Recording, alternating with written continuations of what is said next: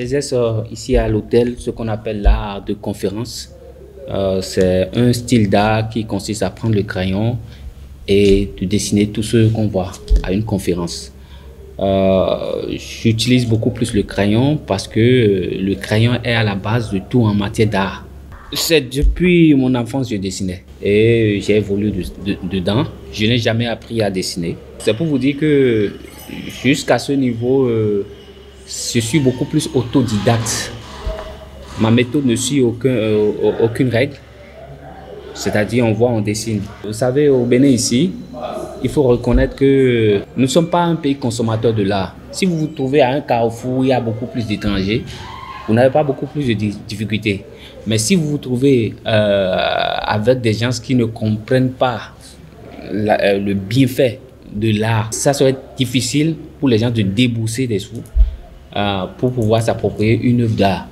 Donc, c'est la première difficulté. D'autres difficultés, on se retrouve le plus avec des gens qui nous envahissent, qui envahissent le marché avec des outils de basse qualité qui ne permettent pas de produire une œuvre de qualité.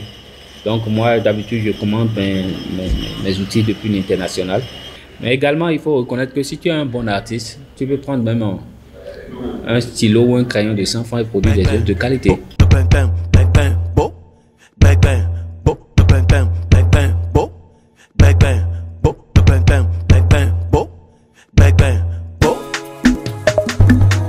Je développe un style d'art où les gens sont beaucoup plus pressés pour récupérer l'œuvre. Par exemple, les gens viennent à une conférence, à la sortie de la conférence, ils doivent prendre l'œuvre pour partir avec.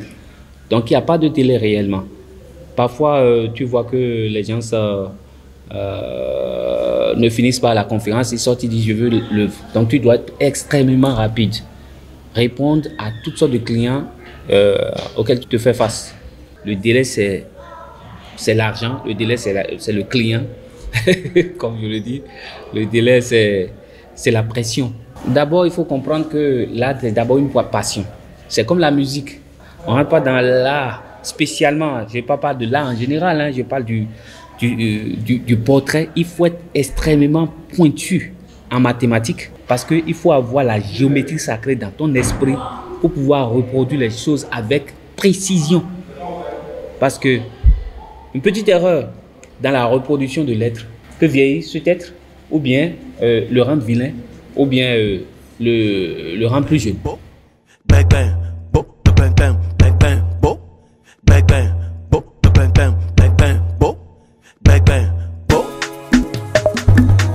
Une œuvre d'art est vendue à la tête du client. Si tu es un connaisseur de l'art, tu sauras à combien une œuvre d'art peut valoir pour toi. Et c'est en fonction de ça, l'artiste réfléchit vite pour savoir, ok, je suis en face d'un connaisseur, donc je peux lui vendre ça à tel montant. Mais si c'est quelqu'un qui ne connaît pas du tout la valeur d'une œuvre d'art et on veut l'aider à rentrer dans la cadence, ça c'est différent. Parce que l'art n'a pas de prix. Moi, j'ai utilisé les deux rêves. Il faut jongler les deux pour pouvoir s'en sortir dans une société africaine. Je précise. Mais si tu étais à l'extérieur, là où, quand on détecte un génie, tout le monde s'associe autour du génie, le pousse et tout le monde tisse ses épingles du jeu plus tard. Donc, quand tu ne te trouves pas dans une société pareille, il faut compenser par réfléchir comme un Francis Ngannou qui était au Cameroun, je ne sais pas, dans ton pays, mais ça ne marchait pas et il a préféré aller en aventure et réussir à exprimer son talent pour être à un combat à 10 milliards. Vous voyez un peu, on donne un coup de poing et on gagne 10 milliards.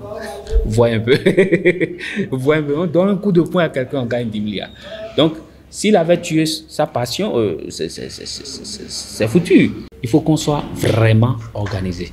Parce que les gens voient mal l'artiste dans la société africaine, alors que l'artiste peut, quand on prend les maîtres Gims et autres là, et il n'y a pas de parent qui peut le critiquer aujourd'hui.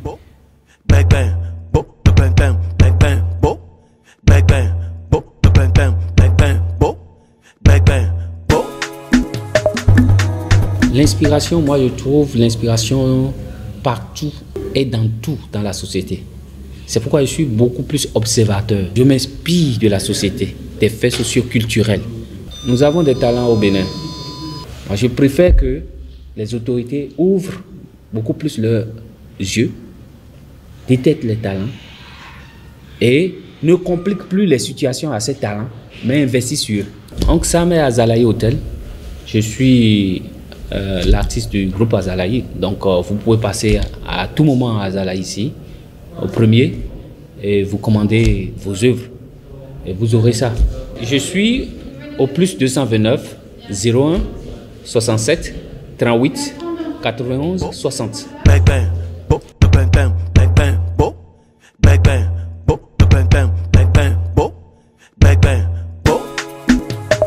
Nous sommes dans une société africaine et nous vivons des réalités africaines. Voyez un peu. Ce qui est bizarre, l'enfant a un talent, mais n'a pas développé le talent jusqu'à un niveau pointu. Il échoue dans une société africaine. C'est-à-dire que tu dois être extrêmement bon pour t'en sortir dans une société africaine. Si tu es bon un peu, la société te néglige parce que la société n'aime même pas d'abord ce que tu fais. Maintenant, tu es un peu bon, ça veut dire que tu es dans les médiocres, la société t'abandonne encore. Voyez un peu. Donc, je dis à tous ces jeunes, si vous voyez que c'est là votre passion, vous devez être fou dans ce domaine. Vous devez développer là jusqu'à ce que ça devienne une force magique en vous. C'est-à-dire le crayon, vous parlez au crayon, le crayon vous répond. Ce n'est pas seulement le crayon, dans tous les domaines.